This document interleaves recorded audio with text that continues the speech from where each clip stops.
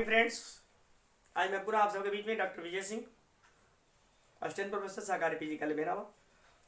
Friends, जैसा कि मैं लगातार आप सबको नए नए लेक्चर लेके उपस्थित हो रहा हूँ, प्रेजेंट कर रहा हूँ। जैसे कि हम सब जान रहे हैं, इस समय assistant professor degree college, GIC प्रवक्ता, TGT, PET, Bihar assistant professor के लिए वैकेंसी निकल चुकी है। कंपटीटर्स लगातार डू द हार्ड वर्किंग।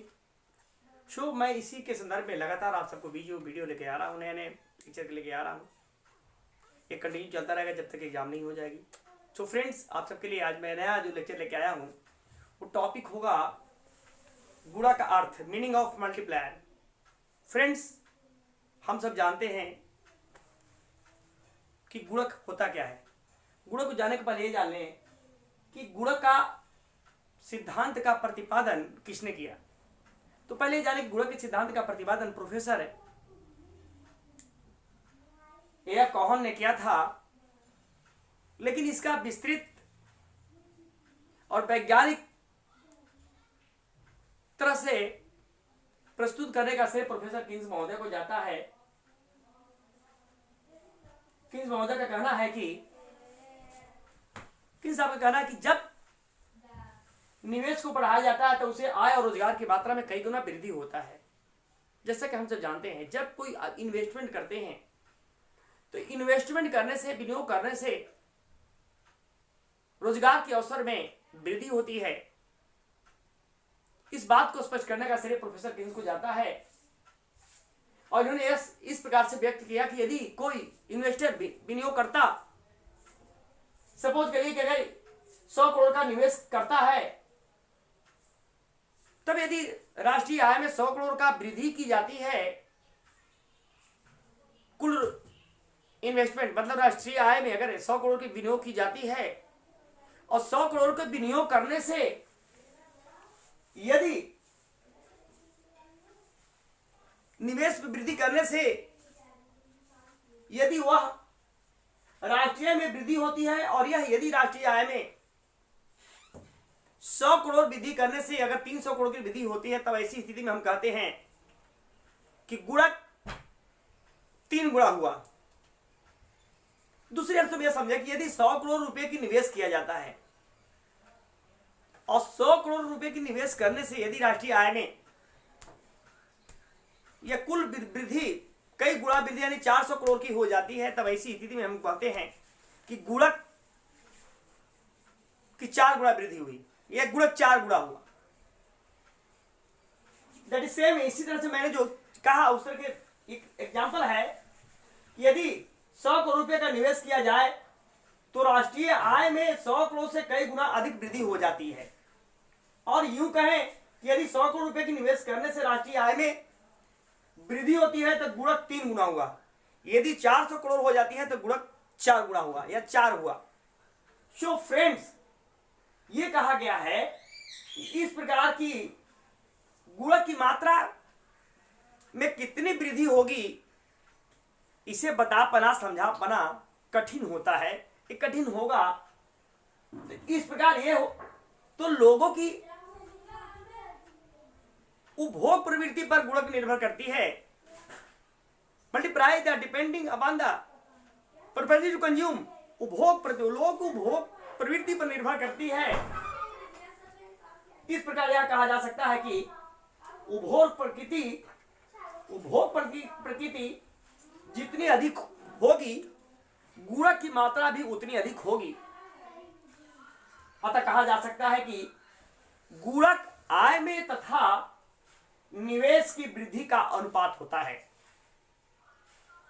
गुणक आय में वृद्धि तथा निवेश में वृद्धि का अनुपात होता है।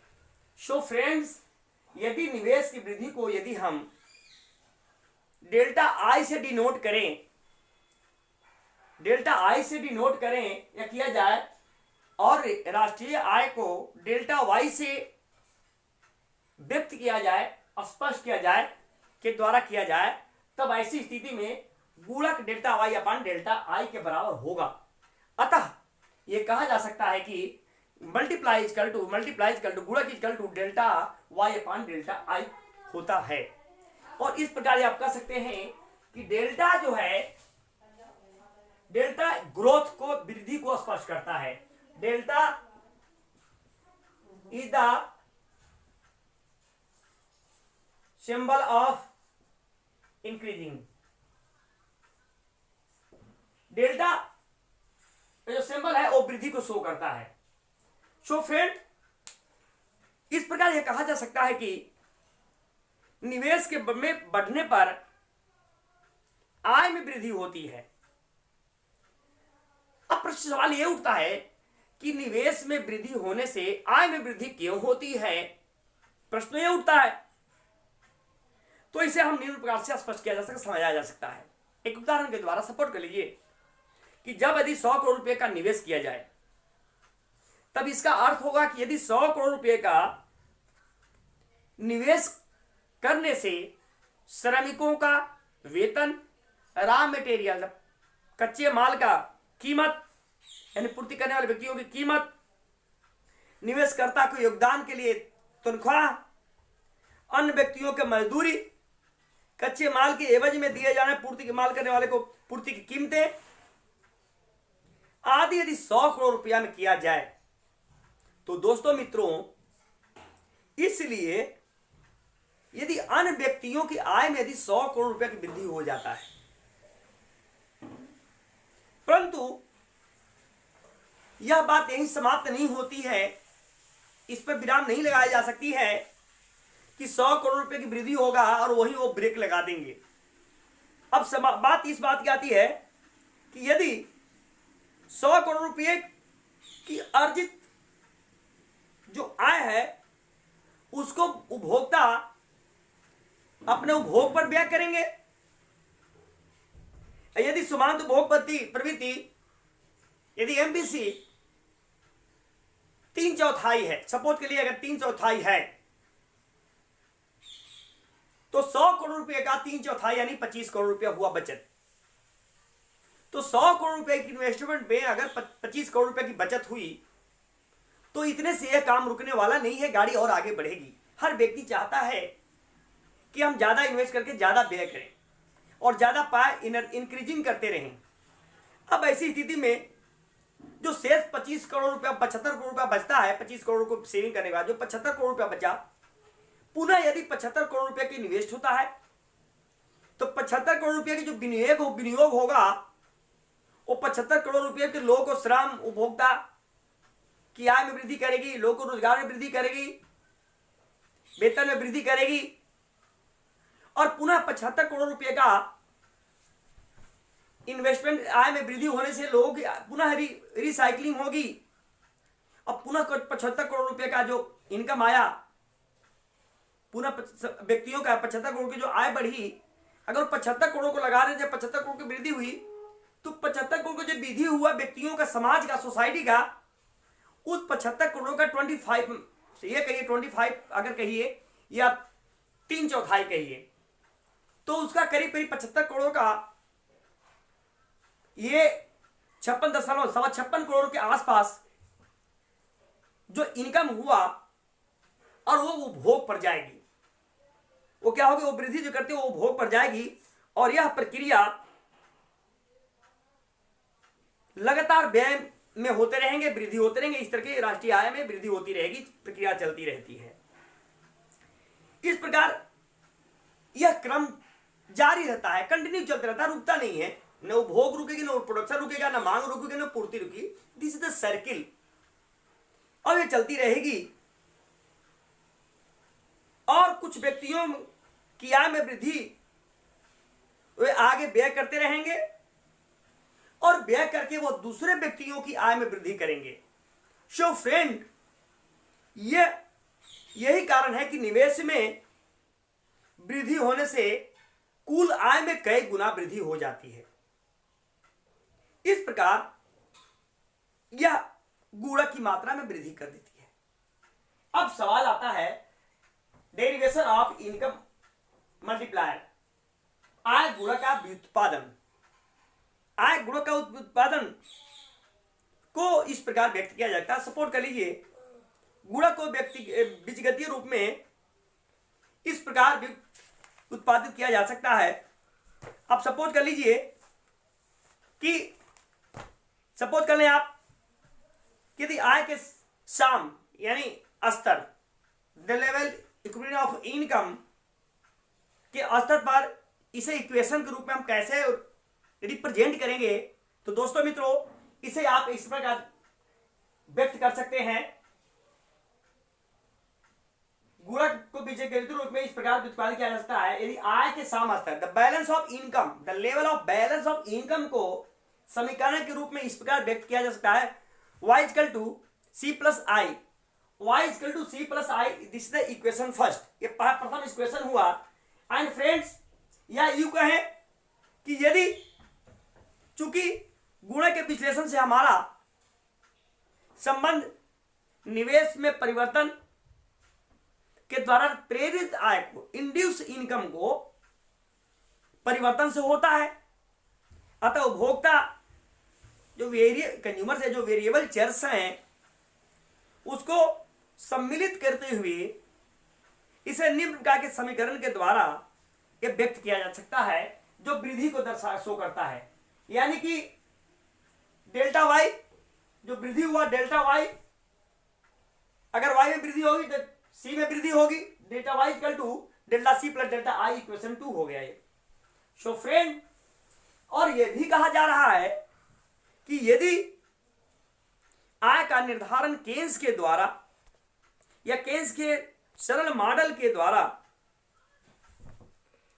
अथवा उनके अंतर्गत निवेश में परिवर्तन से स्वशासित तथा स्वतंत्र माना जाता है, जबकि उपभोग में परिवर्तन आय में परिवर्तन का फलन होता है। उपभोग में परिवर्तन आय में परिवर्तन, क्योंकि जब तक आय नहीं बढ़ेगी तब तक उपभोग नहीं बढ़ेगी। हाँ, जिस गति से, जिस रेशियो से इनकम जनरेशन होता है, जनरेट करता है, उस तरह से उपभोग में उतनी इंक्रीजमेंट नहीं होता है। तो इसे इस प्रकार हम स्पष्ट कर सकते हैं, C equal to a plus b Y, अर्थात delta C equal to B delta Y, equation 3। और इक्वेशन 3 ये कहता है कि यदि ये कह रहा है कि यदि ए स्थिर राशि यानी कांस्टेंट है तथा बी सीमांत उपभोग प्रवृत्ति है, बी इधर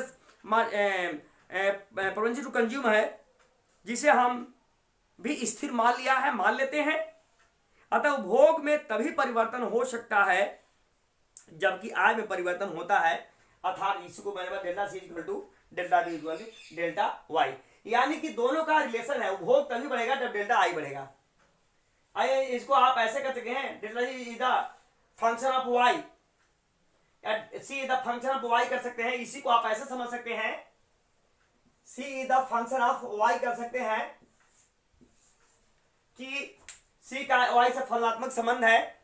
यही तो यहां पर है, इसी को दिया गया कि वाई जैसा होगा उसी अनुपात में ये होगा, सी होगा, जैसी आय हुई थी वो भोग होगा। लेकिन ये जरूर है जितनी आय बढ़ेगी उतनी भोग होगा, लेकिन दोनों का एक रिलेशन है, गुणात्मक वृद्धि होती है। अब इक्वेशन 3 को इक्वेशन 2 में सब्स्टिट्यूट करने पर, प्रतिस्थापित करने पर यह हो जाएगा delta Y equal to delta Y equal to B delta Y plus delta I, या इसे कर सकते हैं or delta Y minus B delta Y equal to delta I, कि जब डेल्टा वाई बराबर है डेल्टा वाई डेल्टा आई के बराबर, या डेल्टा वाई में अगर हम बी डेल्टा वाई को घटा देंगे तो हमको डेल्टा आई बच जाएगा। सो फ्रेंड, या ऐसे भी ले सकते हैं, डेल्टा वाई को कॉमन कर लेंगे तो 1 माइनस बी, या और ऐसे कहेंगे delta I equal to delta Y equal to 1/1 minus B delta I, या इसको ऐसे भी कर सकते हैं, इसको ऐसे निकाल सकते हैं, और delta Y upon delta I equal to 1/1 minus B कर सकते हैं। क्योंकि बी सीमांत उपभोग प्रवृत्ति को स्पष्ट करता है, b the consume payment to consume है, प्रोवेंस टू कंज्यूम है, उपभोग प्रवृत्ति है, सीमांत उपभोग प्रवृत्ति है, margin to propensity to consume है। सो फ्रेंड्स, इसे हम कह सकते हैं अतः delta Y upon delta I is equal to 1/1 minus C, या ऐसे कहें 1/MPS, 1/MPS कह सकते हैं। चूंकि ये ध्यान देने वाली बात है फ्रेंड्स, चूंकि इस बात को ध्यान दिया जा सकता है, चूंकि यह बात ध्यान में रखना चाहिए कि चूंकि जब सीमांत उपभोग प्रवृत्ति पूर्वक बनी रहे, परित बनी रहे, तो गुणक का मूल्य स्थिर बना रहेगा। सो फ्रेंड्स, ये multiplier very very important chapter for you for the examination, जो इस समय एग्जाम आने वाला है, जो इस समय बच्चे तैयारी करें, कंपटीशन की तैयारी में लगे हुए लगातार। तो इस बात को आप ध्यान दीजिएगा। और ये मल्टीप्लायर तो आना ही है, ये 5 नंबर का क्वेश्चन इस टॉपिक से आता है। इस टॉपिक यदि आप इसमें न्यूमेरिकल भी आता है, यदि आप न्यूमेरिकल लगा लेंगे तो हमेशा आपको इस तरह के क्वेश्चंस आप सॉल्व कर सकते हैं। कुछ भी नहीं आएगा, अगर आप चाहें तो एक क्वेश्चन सॉल्व कर सकते हैं, बहुत बड़ा चीज नहीं है। एक क्वेश्चन आप लिख सकते हैं, यदि सीमांत उपभोग प्रवृत्ति 2/3 है तो गुणक को इस प्रकार, अगर सीमांत उपभोग प्रवृत्ति 2/3 है, इफ मार्जिन टू कंज्यूम 2/3 है, तो गुणक इस प्रकार होगा। तो गुणक इस प्रकार होगा, जब गुणक निकालना है, यदि सीमांत 2/3 है तो गुणक क्या होगा, ये लिख देंगे। यदि सीमांत उपभोग प्रवृत्ति 2/3 है तो मल्टीप्लायर क्या होगा, अब मल्टीप्लायर यानी गुणक निकालना है, तो गुणक निकालेंगे, गुणक निकालना होगा, गुणक इक्वल टू 1/1 माइनस सी होता है, या एमपीसी कर देंगे, 1/m माइनस एमपीसी होता है। 1 गुणक इक्वल टू 1/1 माइनस एमपीसी होता है। और आप जानते हैं गुणक का मान आपको दिया हुआ है, गुणक का मान कितना दिया हुआ, ऑलरेडी दिया हुआ है, अर्थात एमपीसी लिख सकते हैं 1/1 माइनस 2/3 ये करना है। अब इसी को आप सॉल्यूशन कर लीजिए, करना क्या है, सीधे सीधे निकाल लीजिए। आप निकालेंगे 1/2 3 एकम 3 माइनस 2/3 हो जाएगा, और कर देंगे 1 हो जाएगा 1/1/3, और 1 × 3 = 3 हो जाएगा, और 1 × 3 = 3, और 1 × 1/3 सॉरी ये हो जाएगा 1 × 3/1 हो जाएगा 3। इसको ऊपर कर देंगे, नीचे कर देंगे, ओके, बस इस तरह से हो जाएगा। इसलिए मल्टीप्लाई इक्वल टू 3। इस तरह के अक्सर क्वेश्चन आते रहते हैं, आप इसको जरूर देख लीजिएगा। Thank you. यदि आप सब मेरे इस लेक्चर से संतुष्ट हैं तो आप मेरा चैनल है study point doctor Vijay Singh को लाइक और सब्सक्राइब जरूर करें, वेलकम दबाएं। थैंक यू, धन्यवाद।